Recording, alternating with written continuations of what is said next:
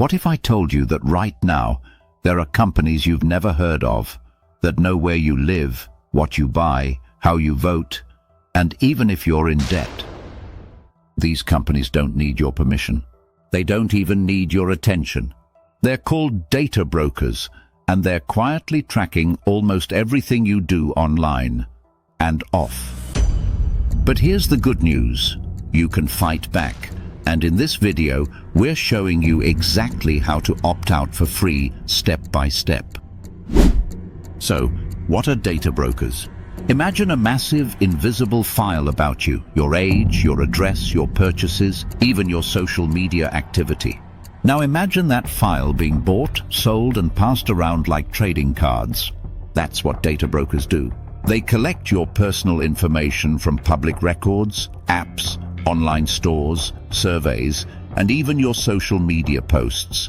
Then package and sell it to advertisers, insurance companies, political campaigns, and sometimes sketchier buyers. You've likely never given them permission. And that's exactly the problem. Why should you care? You might be thinking, so what if they know I bought sneakers or liked a pizza post? Well, it goes way beyond that. Here's why it matters. Identity theft.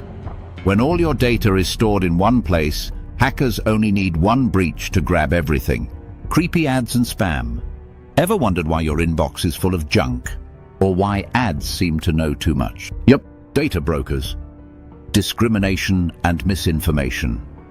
These profiles can affect how you're judged for loans, insurance, or even job offers. And if the info is wrong, you may not even know. What kind of data are they collecting? Here's just a slice of what they know about you.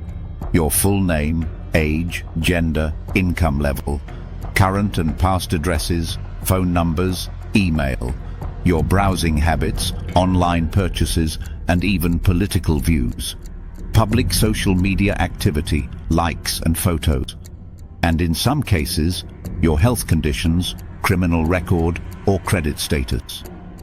Now imagine that being used to decide whether you qualify for a mortgage, or being sold to a scammer. Scary, right? Okay, here's what you came for. How to opt out for free. Step 1. Start with the biggest data brokers.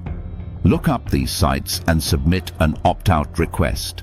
Axiom, Oracle, WhitePages, Spokeo, Been Verified, LexisNexis, My Life. Each site has its own process. You might need to verify your identity through email or even a mailed postcard. Step 2. Use online resources to save time. Check out tools like Identity Theft Resource Center, ITRC. Great for opt-out links and guides. Privacy blogs. Sites like privacyrights.org often compile updated opt-out lists.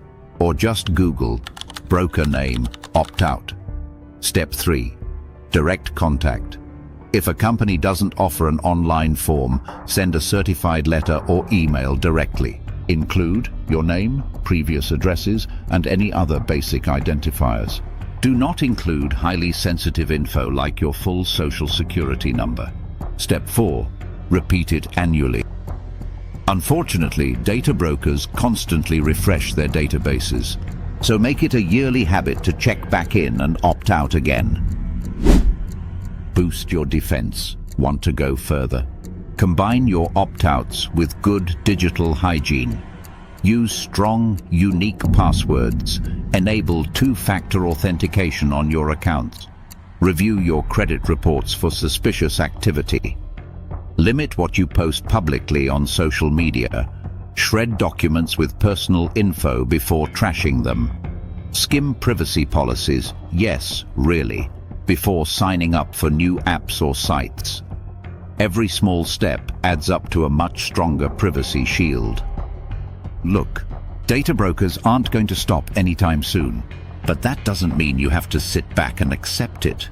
By learning how they operate, opting out where you can, and tightening your digital habits, you can take back control of your online identity, one step at a time. Want help staying secure beyond Facebook and data brokers? Download our free security checklist at teleris.com. It's packed with simple steps to protect your personal data across the web. And if you're facing specific cybersecurity challenges, our expert team is here to help you lock down your digital life safely and privately.